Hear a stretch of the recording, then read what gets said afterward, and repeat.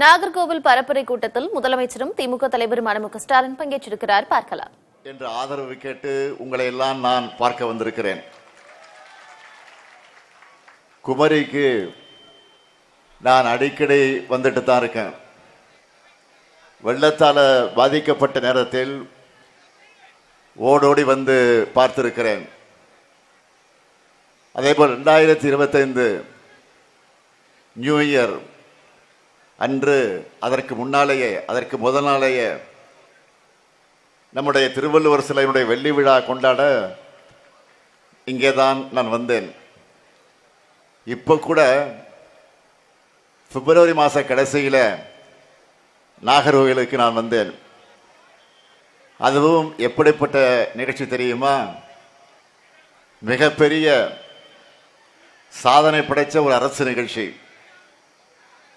அதாவது 3,12,082 பயனாளிகளுக்கு அரசு நலத்திட்ட உதவிகளை வழங்கக்கூடிய ஒரு பிரம்மாண்டமான நிகழ்ச்சிக்கு வந்தேன்.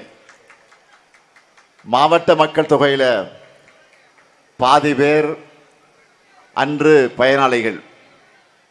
உங்களுக்கு தெரிஞ்சு இதுவரை நாகர்கோவில் நகரத்தில் அந்த விழா மாதிரி ஒரு நிகழ்ச்சி நடந்திருக்கா சொல்லுங்க. அப்படி நிகழ்ச்சி நடந்தது கிடையாது. மிகப்பெரிய நிகழ்ச்சி மட்டுமல்ல, திராவிட மாடல் முதல் வருஷனோட நிறைவான அரசு நலத்திட்ட நிகழ்ச்சியும் குமரி மாவட்ட நிகழ்ச்சி தான். கடைசி பந்தில் கிரிக்கெட்டில் கடைசி பந்தில் சிக்ஸர் அடிக்கிற மாதிரி குமரி மாவட்டத்தில் தான் அந்த நிகழ்ச்சியோட மேலும் பல நிகழ்ச்சிகளையும் நான் கலந்து கொண்டேன். நாகர்கோயிலில் தெற்கு எல்லை போராட்ட நாயகர் மார்ஷல் நேசமணி அவர்களுடைய தளபதியான குமரி கோமேதகம் பொன்னப்பநாதன் அவர்களுக்கு திருவுருவச் சிலையை நான் திறந்து வச்சேன். அகசிவரத்தில் இலங்கை தமிழர்களுக்கான குடியிருப்புகளையும், குமரியில தமிழர் பேரறிவு சிலையா தலைவர் கலைஞர் அமைச்ச திருவள்ளுவர் சிலையினுடைய வெள்ளி விழா நினைவாக அலங்கார வளைவு ஆர்ச் அதையும் திறந்து வச்சேன். கன்னியாகுமரியிலிருந்து நாகர்கோவில் வந்து சேரவே எனக்கு அன்றைக்கு 2 மணி நேரம் ஆச்சு. காரணம், அப்படி ஒரு வரவேற்பு, அன்பான வரவேற்பால் என்னை திக்குமுக்காட வச்சு பெருமைப்பட்டது இந்த குமரி மக்கள் தான், நீங்க தான். ஒரு மாதம் போனதே தெரியல. அதுக்குள்ள இதோ திரும்பவும் உங்களை பார்க்க வந்துட்டேன். 2026 சட்டமன்ற தேர்தலில் திராவிட முன்னேற்ற கழகத்தை 7வது முறையா ஆட்சியில் அமர்த்த நீங்க ரெடியா? திராவிட மாடல் 2.0க்கு குமரி மாவட்டம் ரெடியா? நன்றி. திருவாரூர், திருச்சி, கரூர், ஈரோடு, கோவை, நெல்லை ஆகிய ஊர்களில் நான் பரப்புரையை முடிச்சுட்டு தான் இந்த மாவட்டத்திற்கு வந்திருக்கிறேன். அவங்க எல்லாம் தயாராகிட்டாங்க. 200 தொகுதிகளுக்கு மேலே வெற்றி பெற்று திராவிட மாடல் நல்லாட்சி மீண்டும் அமைய வேண்டும் என்றால் குமரி மாவட்டத்தில் இருக்கக்கூடிய எல்லா தொகுதிகளிலையும் நம்ம மதச்சார்பற்ற முற்போக்கு கூட்டணி வேட்பாளர்கள் வெற்றி பெற்றாகணும். அதற்காக நம்மோட அந்த வெற்றிக்குரிய வேட்பாளர்களை இப்போ உங்க முன்னாடி நான் அறிமுகப்படுத்த போறேன். முதல்ல கன்னியாகுமரி சட்டமன்ற தொகுதி நம்ம வெல்லும் வேட்பாளர் மாவட்ட செயலாளர் சகோதரர் ஆர் மகேஷ் போட்டியிடுகிறார். நான் இளைஞரணி இருந்த காலத்திலிருந்து என்னோடு சேர்ந்து பயணித்தவர். நாகர்கோவில் மாநகராட்சி மேயராக இருந்து நல்ல பல திட்டங்களை கொண்டு வந்து மிக சிறப்பாக பணியாற்றின மகேஷ் அவர்களுக்கு நீங்கள்லாம் உதயசூரியன் சின்னத்தில் குறிப்பாக கன்னியாகுமரி தொகுதி மக்கள் உங்களுடைய பொன்னான வாக்குகளை அளிக்கணும். அடுத்து நாகர்கோயில் சட்டமன்ற தொகுதி நம்மை வெல்லும் வேட்பாளர் கழகத்தினுடைய துணை அமைப்பு செயலாளராக பொறுப்பேற்று பணியாற்றி கொண்டிருக்கக்கூடியவர். சட்டமன்ற உறுப்பினராக 2 முறையும், மாநிலங்களவை உறுப்பினராக 1 முறையும் மக்கள் பணியாற்றியவர். சிறுபான்மை சமூக மக்களோட உரிமைக்காக தொடர்ந்து உழைப்பவர்.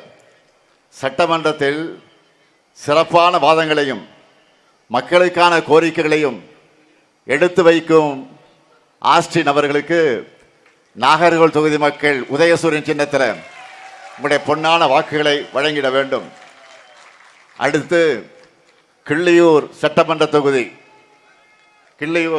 தொகுதி வேட்பாளர் நம்முடைய பெருமதிப்பிற்குரிய என்னுடைய இனிய சகோதரர் ராகுல் காந்தி அவர்களால் அறிமுகப்படுத்தி இருக்கக்கூடிய காங்கிரஸ் கட்சியை சார்ந்த வழக்கறிஞர் ராஜேஷ்குமார் அவர்கள் அதே தொகுதியில் 2 முறை சட்டமன்ற உறுப்பினராக இருந்து உங்களுக்கு நல்ல அறிமுகமானவர்.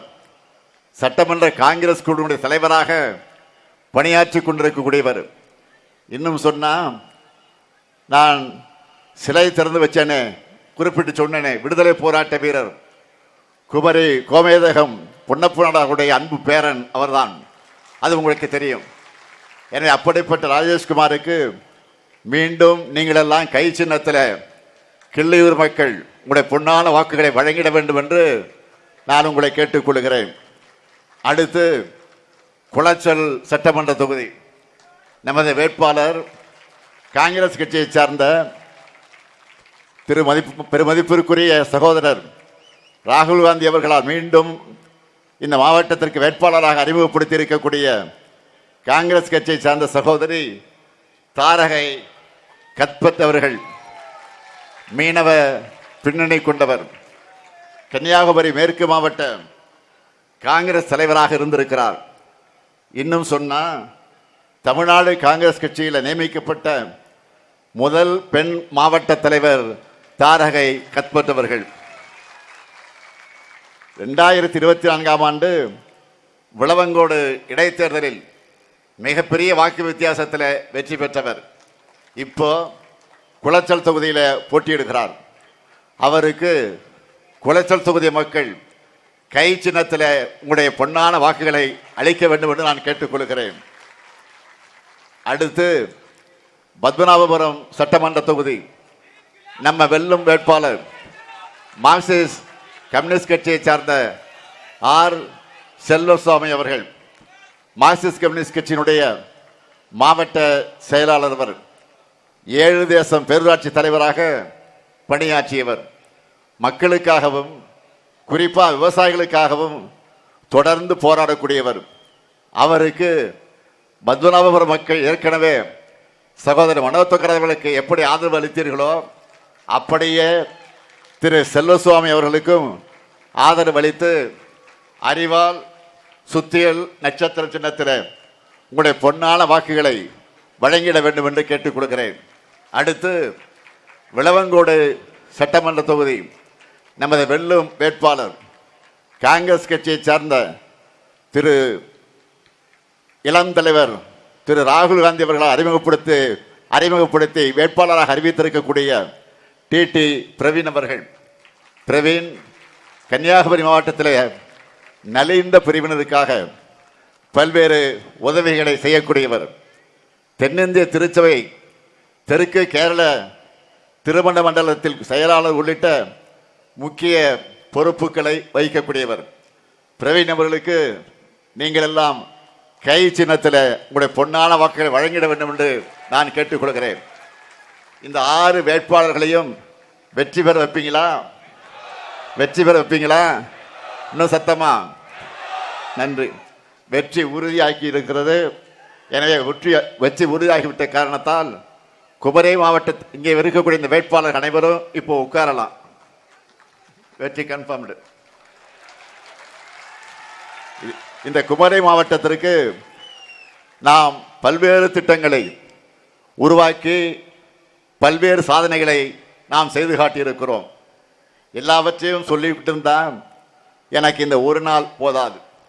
அதனால் சிலவற்றை மட்டும் நான் சுருக்கமாக குறிப்பிட்டு சொல்ல விரும்புகிறேன்.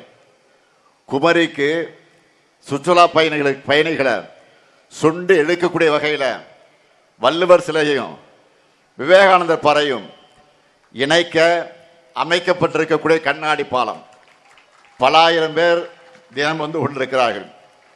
கன்னியாகுமரி பேரூராட்சி என்பது நகராட்சியாக தரம் உயர்த்தப்பட்டிருக்கிறது.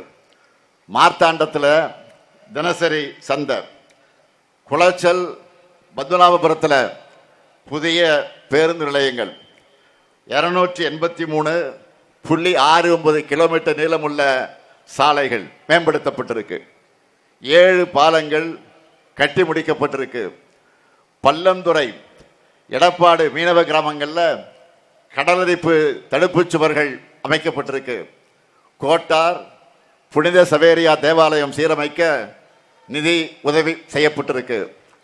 திருவட்டாறு ஆதிகேசவ பெருமாள் கோயிலுக்கு 400 ஆண்டுகள் கழித்து குடமுழுக்கு நடத்தப்பட்டிருக்கு. நாகர்கோவில் மாநகராட்சியில் 55,709 வீடுகளுக்கு குடிநீர் இணைப்புகள் வழங்கப்பட்டிருக்கு. தோவாலை மலர் சந்தை வளாகம் முழுவதும் உயர்மட்ட கூரை அமைக்கப்பட்டிருக்கு. பத்மநாபபுரத்தில் மத்திய ஆய்வகம் அமைக்கப்பட்டிருக்கு. இதுபோக வடசேரியில் நவீன ஒருங்கிணைந்த பேருந்து நிலையம் அமையவிருக்கு. தக்கலையில் புதிய பேருந்து நிலையம் கட்டப்பட்டு கொண்டிருக்கு. அகசீஸ்வரம் வட்டத்தில் தொழில்நுட்ப பூங்கா விரைவில் அமையவிருக்கு. வாணியக்குடியில் புதிய மீன்பிடி துறைமுகம் மற்றும் குளச்சல் துறைமுக விரிவாக்கத்திற்கு அடிக்கலை நான் நாட்டியிருக்கிறேன். இதற்காக மகிழ்ச்சி அடைந்த வாணியக்குடி விசைப்படகு உரிமையாளர் சங்க நலன் நிர்வாகிகள் எல்லாம் என்னை சந்தித்து எனக்கு நன்றி சொன்னது கூட இன்னமும் என் மனசில் நினைவு இருக்கு. அவங்க நன்றியின் அடையாளமா ஒரு விசைப்படகு மாதிரியே எனக்கு ஒரு பரிசை வழங்கினாங்க. இப்படி எவ்வளவோ சொல்லிக்கிட்டே போகலாம். முக்கியமான திட்டங்களை இன்னும் 30 இருக்கு. நான் தான் நேரமில்லா காரணத்தால் ரொம்ப சுருக்கமாக சொல்லியிருக்கேன். உங்களுக்காக இவ்வளவும் செஞ்சு கொடுத்த உரிமையோட உறவோட உங்களிடத்தை வாக்கு கேட்க வந்திருக்கிறேன். உங்ககிட்ட எனக்கு அந்த உரிமை இருக்குதானே? இருக்கா இல்லையா? இருக்குதானே? குமரி மாவட்டம் என்பது மீனவ நண்பர்கள் நிறைந்த மாவட்டம். மீன்பிடித்தல் என்பது வெறும் தொழில் இல்லை, அது ஒரு வாழ்க்கை முறை, நம் பண்பாட்டினுடைய அடையாளம். நெய்தல் திணையா தமிழ் இலக்கியத்தில் போற்றப்படும் சிறப்புக்குரியது. அப்படிப்பட்ட மீனவர்களுக்கு நம்ம திராவிட மாடல் ஆட்சியில் ஏராளமான திட்டங்கள் நிறைவேற்றப்பட்டிருக்கு. அதில் சிலவற்றை மட்டும் நான் உங்களுக்கு கோடிட்டு காட்ட விரும்புகிறேன். கடந்த 5 ஆண்டுகளில் 121 மீன்வள உட்கட்டமைப்பு பணிகள், 46 புதிய மீன் இறங்கு தளங்கள், 29 மீன் இறங்கு தள மேம்பாட்டு பணிகள், மானிய டீசல் அதிகரிப்பு, மீனவ மகளிருக்கு மானியங்கள், மீனவ குடும்பத்தை சார்ந்த மாணவர்களுக்கு யூபிஎஸ்சி தேர்வுக்கான பயிற்சி, இப்படி பலவற்றை செஞ்சிருக்கக்கூடிய ஆட்சி தான் நம்முடைய திராவிட மாடல் ஆட்சி. அது மட்டும் இல்லை, கடந்த 2004ஆம் ஆண்டு சுனாமியால் பாதிக்கப்பட்டவங்களுக்கு அரசு நிலத்தில் வீடு கட்டி தரப்பட்டுச்சு. அந்த வீடுகளுக்கு நம்ம திராவிட மாடல் ஆட்சியில் தான் உரிவங்க பேர்லேயே கணினி பட்டா வழங்கி இருக்கிறோம். தேங்காய்பட்டினம் மீன்பிடி துறைமுக விரிவாக்க பணி 253 கோடி ரூபாய் மதிப்பீட்டில் நடைபெற்று வருது. பாரம்பரிய மீனவர்களுக்கு 40 விழுக்காடு மானியத்தில் வெளி பொருத்தும் இயந்திரம் வழங்கக்கூடிய திட்டத்தின் கீழே 483 வெளி பொருத்தம் இயந்திரங்கள் வழங்கப்பட்டிருக்கு. மீன் தடைக்கால நிவாரணம் மற்றும் மீன்பிடி குறைவு கால நிவாரணம் முறையா வழங்கப்பட்டு வருது. அது மட்டுமல்ல, 5000 ரூபாயின்னு வழங்கப்பட்டு வந்த மீன்பிடி தடைக்கால நிவாரணத்தை 8000 ரூபாயாக உயர்த்தினோம். மீன்பிடி குறைவு காலமான ஜனவரி, பிப்ரவரி மற்றும் மார்ச் மாதங்களில் வழங்கப்பட்டு வந்த நிவாரணத் தொகையை 6000 ரூபாயாக உயர்த்தினோம். இப்போ தேர்தல் அறிக்கையில் இது தொடர்பாக அடுத்த அதிரடி வாக்குறுதிகளை உங்களுக்காக வழங்கியிருக்கிறோம். நீங்கள் பார்த்தீங்களா, பார்க்கலையா? பார்த்துருப்பீங்க. இனி மீன்பிடி தடைக்கால சிறப்பு நிவாரணத் தொகை மாதம் 8000 அல்ல 12000 ரூபாய் வழங்கப்படும். இனி மீன்பிடி குறைவு கால நிவாரணத் தொகை மாதம் 6000 அல்ல 9000 ரூபாயாக வழங்கப்படும். மகிழ்ச்சியா? நீங்க எல்லாரும் ஹாப்பியா? அதே போல மீனவ மக்களுடைய சேமிக்கக்கூடிய பழக்கத்தை ஊக்குவிக்கிற விதமா தமிழ்நாடு மீனவ மகளிர் சேமிப்பு நிவாரண திட்டம் செயல்படுத்தப்பட்டு வருது. கடந்த 5 வருஷத்துல 117 கோடியே 94 லட்சம் ரூபாய் சேமிப்பு நிவாரணம் வழங்கப்பட்டிருக்கு. இன்னைக்கு காலையில் மீனவ கிராமங்களுக்கு சென்று மக்களை சந்திச்சப்போ என்கிட்ட சில கோரிக்கைகளை உரிமையோடு வச்சாங்க. கழக மீனவரணி செயலாளர் சகோதரர் ஜோசப் ஸ்டாலினும் என்கிட்ட சில கோரிக்கைகளை சொன்னார். அதன் அடிப்படையில் சில புதிய வாக்குறுதிகளையும் மீனவர்கள் நிறைந்த குமரி மாவட்டத்திலிருந்து உங்களுக்கு நான் வழங்குகிறேன். மீனவர் நல வாரியத்தில் உறுப்பினர் சேர்க்கைக்கான வயது வரம்பு 65 70 வயதாக உயர்த்தப்படும். மீனவர் நல வாரியத்தில் உறுப்பினராக இருப்பவருக்கு இப்போ வழங்கப்பட்டு வரக்கூடிய நலத்திட்டங்களோட கூடுதலாக அவங்களுடைய 70 வயது முதல் 75 வயது வரை மாதந்தோறும் ஓய்வூதியம் வழங்கப்படும்னு மகிழ்ச்சியோடு நான் தெரிவிச்சுக்கிறேன். இப்படி மீனவர்களுடைய உண்மையான நண்பனா, உற்ற தோழனா செயல்பட்டு வருது உங்கள் திராவிட மாடல் அரசு.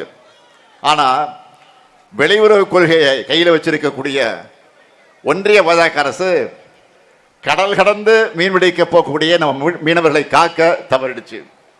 தவறியது மட்டுமல்ல, வெளியுறவு கொள்கையில் தோல்வியும் அடைஞ்சிருக்கு.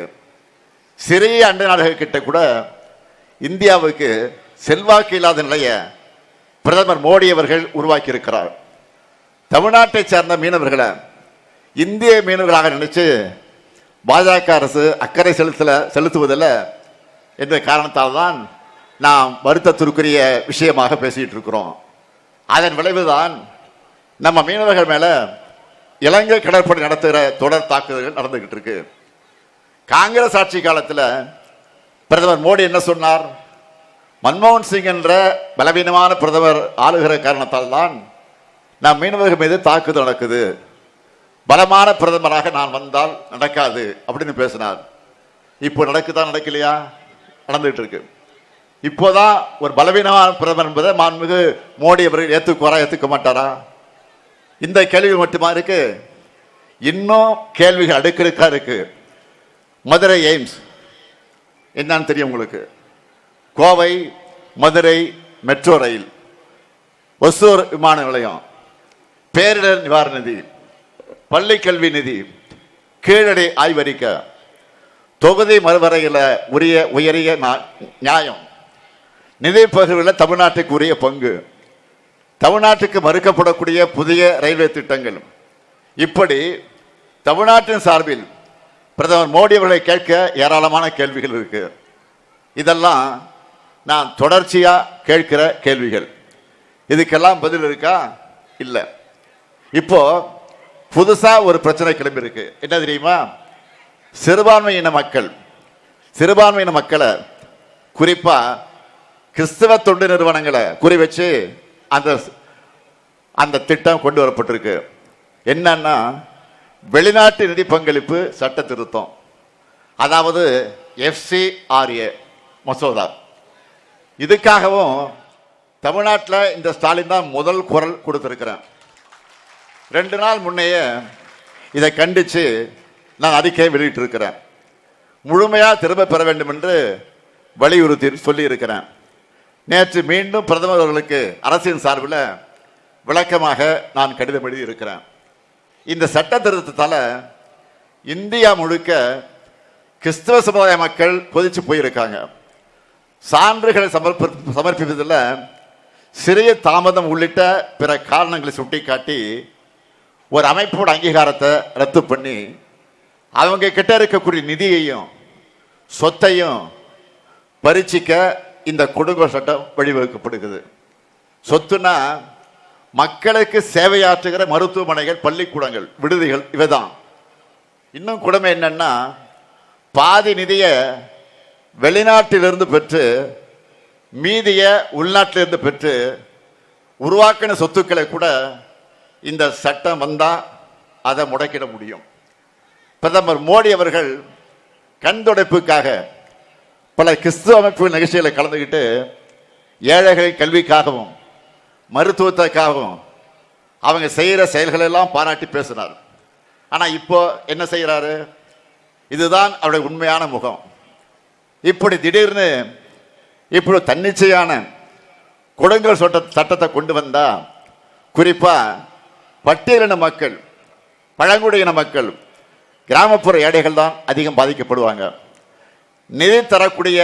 நிதி தருவதற்கு முன்வரக்கூடியவங்க அச்சுறுத்துகிற மாதிரியும் பிரிவுகள் இந்த சட்டத்திட்டத்தில் கொண்டு வந்திருக்கிறாங்க. இந்தியா முழுக்க ஆயிரக்கணக்கான கிறிஸ்துவ கல்வி மருத்துவ அமைப்புகள் இயங்கி வருது. அதெல்லாம் இல்லாமல் போனால் அரசால அவங்க பண்ணிட்டு வர சேவையை உடனே இட்டு நிரப்ப முடியாது என்பதையும் என்னுடைய கடிதத்தில் அதை நான் சுட்டி காட்டியிருக்கிறேன். மொத்தத்தில் இந்த சட்ட திருத்தம் மத சுதந்திரம் மற்றும் சமூக சேவை விரும்புகிற மக்கள் மீதான கடுமையான தாக்குதல், அரசியலமைப்பு வழங்கக்கூடிய உரிமைகளை பறிக்கக்கூடிய செயல். கிறிஸ்தவ மக்கள் அதிகம் வாழுகிற தேவாலயங்கள் அதிகம் இருக்கக்கூடிய கேரளா, அசாம் மாநிலங்களில் தேர்தல் நடக்க இருக்கக்கூடிய காரணத்தால் இப்போதைக்கு அவங்க பயந்து போய் பாஜக அரசு கொஞ்சம் பின்வாங்கி இருக்கு. ஆனால் கூடிய விரைவில் சிறப்பு கூட்டத்தொடர், நாடாளுமன்றத்தினுடைய சிறப்பு கூட்டத்தொடரை கூட்டி இந்த மசோதாவை நிறைவேற்ற சட்டமாக்குவதுதான் பாஜக அரசுடைய சதி திட்டம். கிறிஸ்தவ தொண்டு நிறுவனங்களால் இந்துக்களும் தான் அதிகம் பயனடைகிறாங்க. மதவரி பார்வையோடு மனிதநேய செயல்பாடுகள் மேலே தொடுக்கக்கூடிய இந்த தாக்குதல் ஒரு மதத்திற்கு எதிரானது மட்டுமல்ல, இது மனித குலத்திற்கே எதிரானது. இந்தியா மேல உலக அளவில் அழிக்க முடியாத களங்கத்தை இந்த சட்டம் ஏற்படுத்துகிற ஆபத்து இருக்கு. நாடாளுமன்றமே முடங்கக்கூடிய அளவுக்கு எதிர்கட்சி உறுப்பினர்கள் இதை எதிர்த்து பேசியிருக்காங்க. இதில் அதிமுக நிலைப்பாடு என்ன? மக்கள் தெரிஞ்சிக்க வேணாமா? சொல்லுங்க பழனிசாமி அவர்களே, இந்த FCRA சட்ட திருத்தத்தை பழனிசாமி அவர்கள் நீங்க ஆதரிக்கிறீங்களா? இல்ல குடியுரிமை திருத்த சட்டம், வக்ஃப் சட்டம் திருத்தத்தில் துரோகம், இஸ்லாமியர்களுக்கு துரோகம் பண்ண மாதிரியே அடுத்து கிறிஸ்தவ மக்களுக்கு துரோகம் பண்ண தயாராகிட்டீங்களா? நேற்று ஒரு கூட்டத்தில் பழனிசாமி பேசியிருக்கிறார். சிறுபான்மை மக்களை கண்ணை இமை காப்பது போல் அதிமுக காக்கும் என சொல்கிறார். இப்போ இதுக்கு என்ன சொல்ல போறீங்க? அதிமுக என்ற கட்சி பாஜகவினுடைய கொத்தடிமை கூட்டமாக மாறி போயிருக்கு. அடிப்படை மனசாட்சி இருக்கக்கூடிய அதிமுக தொண்டர்களும் சில நிர்வாகிகளுமே வெளிப்படையாக புலம்புறாங்க. தன்னுடைய சுயநலத்துக்காக, தன்னுடைய பதவியை காப்பாற்றிக் கொள்வதற்காக இப்படி ஒரு நிலைமையில அதிமுகவை கொண்டு வந்து நிறுத்தி இருக்கிறார் பழனிசாமி. இன்னும் ஷார்ப்பா சொல்லணும்னா, அதிமுக பொதுச் செயலாளர் என்ற நேம் போர்டை காப்பாற்றிக்க அவர் டெல்லிக்கு காவடி தூக்குகிறார். நேற்று நெல்லை பொதுக்கூட்டத்தில் தலைவர் கலைஞர் குறித்த பழனிசாமி அவர்கள் தரங்கட்ட பேச்சை கண்டித்து நான் பேசியிருந்தேன். அதை கேட்டு தமிழ்நாடு முழுக்க இருக்கக்கூடிய கட்சிக்காரங்க ஃபோன்லையும் சமூக வலைத்தளங்கள்லையும் தங்களுடைய ஆதங்கத்தை என்கிட்ட கொட்டி தீர்த்துட்டாங்க. எங்கள் மனசில் இருந்ததை பேசிட்டீங்க, எங்கள் மனசில் என்னென்ன இருந்துச்சோ அதெல்லாம் பேசிட்டீங்க தலைவர்னு சொன்னாங்க. மறைந்த தலைவர்களை பற்றி இப்படி தவறாக பேசுறது அரசியல் மாண்பு கிடையாது. அம்மையார் ஜெயலலிதா அவர்கள் உயிரோடு இருந்தப்போ அவரை எதிர்த்து, அவர் ஆட்சியின் குறைகளை எதிர்த்து நாம நேரடியாக அரசியல் செஞ்சிருக்கோம்.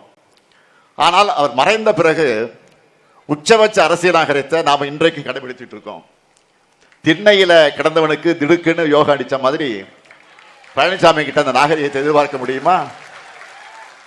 அவர் இப்படி பேசுறது முதல் முறையும் கிடையாது, இது ஃபர்ஸ்ட் டைம் கிடையாது. 2019 தேர்தலின் போது கலைஞரை வீட்டு சிறையில் வச்சிருக்காங்க, அதை பற்றி அரசு விசாரிப்போம்னு வாய்க்கொழுப்போடு பேசினார். அதற்கு பிறகு என்னாச்சு? மக்களால் தோற்கடிக்கப்பட்டார் பழனிசாமி. அதன் பிறகு மேலும் மேலும் தோல்விகளை பெற்றாலும் அதிலிருந்து அவர் எந்த பாடமும் கற்றுக்காம 2021, 2024, 2026 அதுவரை பழைய ரெக்கார்டு மாதிரி சொன்னதையே சொல்லிக்கிட்டு இருக்கிறார். தமிழ்நாட்டு மக்கள் கொள்கையை பேசுவதைத்தான் ஆதரிப்பாங்களே தவிர வாய் கொழுப்போடு பேசுனா அதை வரவேற்க மாட்டாங்க. பழனிசாமி சொல்றதுக்கு சாதனைகள் இல்லை, மக்கள் பட்ட வேதனைகள் தான் இருக்கு. பாஜகவுக்கு எதிராக குரல் கொடுக்க துணிச்சல் இல்லை. உதவியர்கள் மேலே அவருக்கு உதவிய மேலே நன்றி உணர்வு இல்லாம மனசு முழுக்க துரோகம் செஞ்ச நெஞ்சுதான் இருக்கு. இப்படிப்பட்ட இவர் கொடுக்கிற வாக்குறுதிகளையும் தமிழ்நாட்டு மக்கள் நம்ப தயாராக இல்லை. ஏன்? 2011,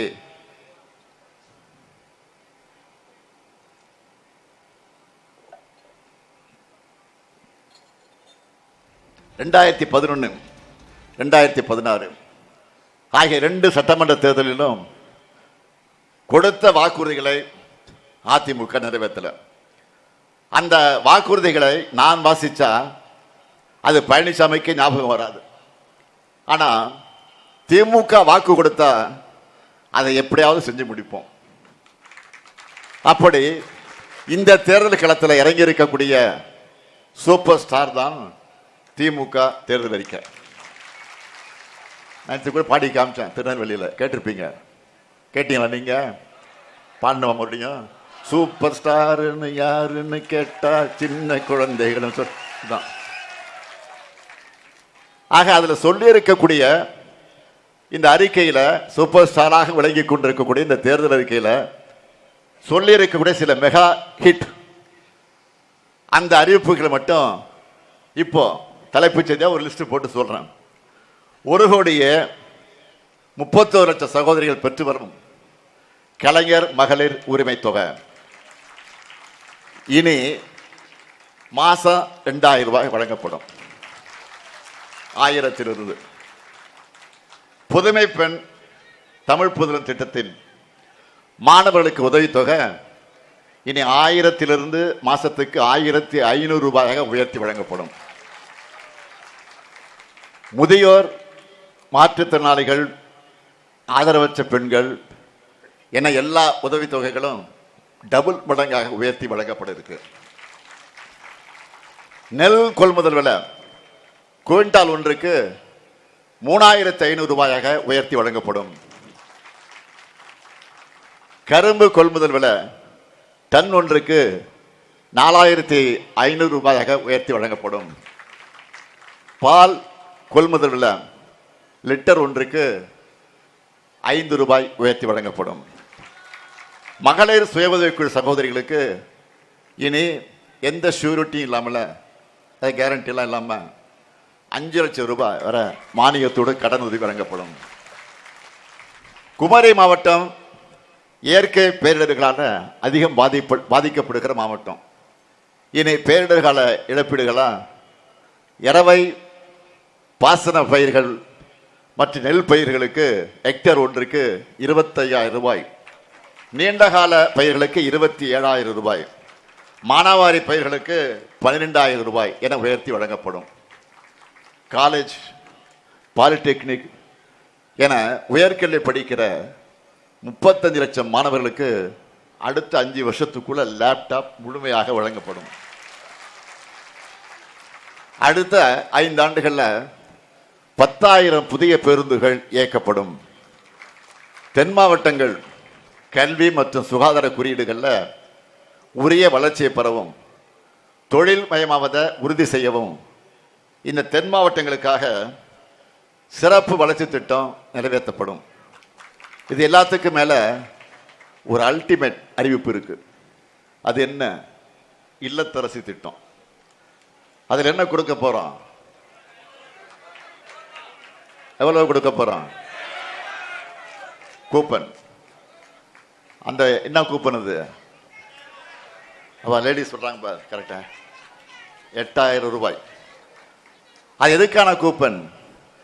இல்லத்தரசிகளுக்கான உங்களுக்கு தேவையான வீட்டு உபயோகப் பொருளை உங்க ஊர்ல உங்களுக்கு விருப்பமான கடையில் உங்களுக்கு பிடிச்ச மாதிரி வாங்கிக் கொள்வதற்கான கூப்பன். புது பொருளா அல்லது பழைய பொருளை கொடுத்துட்டு எக்ஸ்சேஞ்சா, எல்லாமே உங்க சாய்ஸ் தான். இப்போ புடவை கடைக்கு போறீங்க, ஒரு புடவை எடுக்க ஒரே ஒரு புடவை ஒரு 300 ரூபா 400 ரூபா 500 ரூபா இப்பெல்லாம் ஏறி போச்சு. 1000 ரூபா வரைக்கும் புடவை வந்துருச்சு. ஒரு புடவை எடுக்க எவ்வளோ நேரம் செலவு பண்ணுறீங்க? இது நல்ல கலரா, நம்மகிட்ட இந்த கலர் இருக்கா, மேட்ச் ஆகுமா, நமக்கு இதை எடுத்துகிட்டு போனால் நம்ம வீட்டுக்காரு சந்தோஷப்படுவாரா, இப்படியெல்லாம் யோசிப்பீங்க. இது சாயம் போகுமா, சாயம் போகாதா, இல்லை சுருங்கிடுமா, சுருங்காதா, அப்படின்லாம் யோசித்து தொட்டு பார்த்து தடவி பார்த்து சிலுக்கா நைலக்ஸா காட்டனா எல்லாம் பார்த்து வாங்குறீங்க ஒரு புடவை. ஆனால் இன்னைக்கு உங்கள் வீட்டில் பயன்படுத்துவதற்கு washing machine, fridge, TV, grinder, mixie, microwave oven, மின் அடுப்பு, இது போன்ற எந்த பொருளையும் நீங்கள் வாங்கிக்கலாம். இன்னைக்கு தமிழ்நாடு முழுக்க இந்த திட்டத்தை பற்றி தான் எல்லாரும் பேசிக்கிட்டு இருக்காங்க. திமுகவோட நட்சத்திர பரப்புரையாளராக இந்த இல்லத்தரசி வாக்குறுதி மாறி இருக்கு. இன்னைக்கு இப்படி ஏராளமான வாக்குறுதிகளை இதில் கொடுத்துருக்குறோம். நாங்கள் சொன்னதை செய்வோம். ஏன் செய்வதைத்தான் சொல்லுவோம். நான் கலைஞருடைய மகன். சொன்ன வாக்குறுதிகளை மறக்கவும் மாட்டேன், மறுக்கவும் மாட்டேன். தமிழ்நாட்டை எப்படிப்பட்ட ஆபத்து சூழ்ந்திருக்குன்னு நான் சொல்லி இருக்கிறேன்.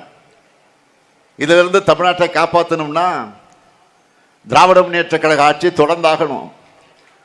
தமிழ்நாடு அணியா டெல்லி அணியா, இந்த ஜனநாயக போர்ல அரசியல் விருப்பு வெறுப்புகளுக்கு அப்பாற்பட்டு திமுக தலைமையிலான மதச்சார்பற்ற முற்போக்கு கூட்டணியை ஆதரிக்கணும் நான் கேட்டுக்கிறேன். இந்திய துணைக்கண்டமே குமரியிலிருந்து தான் தொடங்குது. இங்கிருந்த திராவிட மாடல் 2.0 வெற்றியும் தொடங்கணும். அதுக்கு கன்னியாகுமரி சட்டமன்ற தொகுதியில் நமது வேட்பாளர் மகேஷுக்கும், நாகர்கோவில் சட்டமன்ற தொகுதியில் நம்முடைய வேட்பாளர் ஆஸ்டின் அவர்களுக்கும் உதயசூரிய சின்னத்தில் வாக்களிக்கணும், வெற்றி பெற வைக்கணும். அதே போல கிள்ளியூர் சட்டமன்ற தொகுதியில் நம்முடைய வேட்பாளர் ராஜேஷ்குமார் அவர்களுக்கும், குளச்சல் சட்டமன்ற தொகுதியில் நம்முடைய வேட்பாளர் தாரகை கத்பத் அவர்களுக்கும், விளவங்கோடு சட்டமன்ற தொகுதியில் நம்முடைய வேட்பாளர் பிரவீன் அவர்களுக்கும் நீங்கள்லாம் கை சின்னத்தில் வாக்களித்து பெருவாரியான வாக்கு வித்தியாசத்தில் வெற்றி பெற வைக்கணும். அதே போல பத்மநாபபுரம் சட்டமன்ற தொகுதியில் நமது வேட்பாளர் செல்வ சுவாமிக்கு அறிவால் சுத்தியல் நட்சத்திர சின்னத்தில் வாக்களித்து பெருவாரியான வாக்கு வித்தியாசத்தில் வெற்றி பெற வைக்கணும். அமையவிருக்கும் திராவிட மாடல் 2.0 ஆட்சியில் எங்கள் சாதனைகளை நல்லா கவனிங்க. எங்கள் சாதனைகளை நாங்களே முறியடிக்கக்கூடிய வகையிலான ஒரு ஆட்சியை வழங்குவோம். நாடு பலம் பெற, நல்லாட்சி தொடர்ந்திட ஆதரிப்பீர். மதச்சார்பற்ற முற்போக்கு கூட்டணி வேட்பாளர்களை வெல்வோம் ஒன்றாக, வெல்வோம் ஒன்றாக, வெல்வோம் ஒன்றாக. நன்றி, வணக்கம்.